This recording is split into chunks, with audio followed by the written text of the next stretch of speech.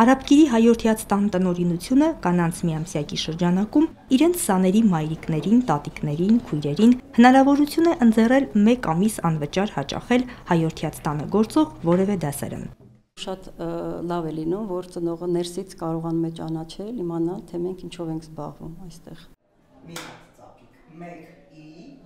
Ծնողների հետ մշտապես կապի մեջ լինելու նպատակով գրեթե բոլոր հայորդյաց տներում ընտանեկան ակումբներ, սպորտլանդյաներ, հանդիպումներ են իրականացվում։ Եվ գիտեք ինչն է ուրախալի, որ ծնողները չեն խուսափում, ակտիվ գալիս են եւ իրենց մասնակցությունն են ունենում։ Սա նշանակում է, որ աշխատանքը իր նպատակին ծառայում է, իր պտուղները եւ արդյունքը տալիս է։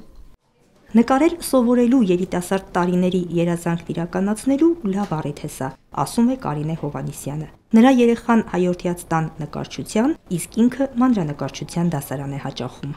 Ճիշտն ասած դժվար է, պատկերացնում եմ ավելի հեշտ, բայց պետք է գույներին ծանոթանանք, երանգներին եւ կարողանանք ճիշտ նախշերը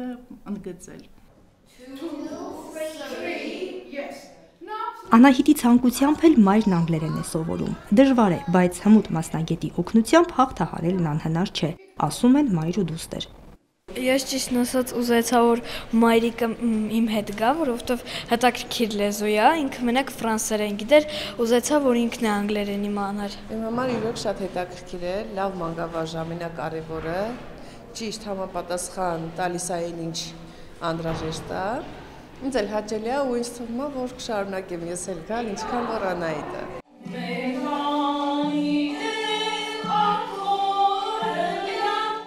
Արաբկիրի հայորդյաց տանն այս պահին ազգային երկու-պարի դասարան չի գործում, բայց ուսումնական գծով փոխտնօրեն Ժաննա Ներսիսյանի նախաձեռնությամբ, որը նաև դրա մասնագետն է, հավանաբար շուտով նոր դասարան կբացվի։ Ծնողների մասնակցությունը եւ հետաքրքրվածությունը անվճար դասընթացին մեծ է, ասում է մասնագետը։ Ազգային երկու-պարը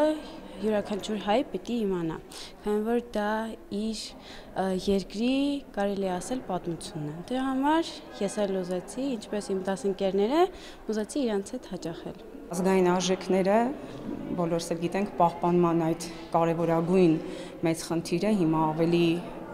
ակտուալ է այս օրերին եւ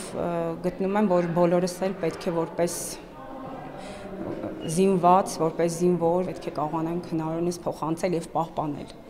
Հայորդյաց տներում այսպիսի նախաձեռնությունները շահեկան են թե ծնողների համար, ովքեր հնարավորություն են ունենում ծանոթանալ դասավանդող մանկավարժների հետ, տիրող մթնոլորտին, կառույցի պայմաններին, թե մանկավարժների համար, ովքեր լսում են կարծիքներ, առաջարկներ։ Սոնա Խաչատրյան, Վրամ Խանամիրյան, Եկեղեցական կյանք։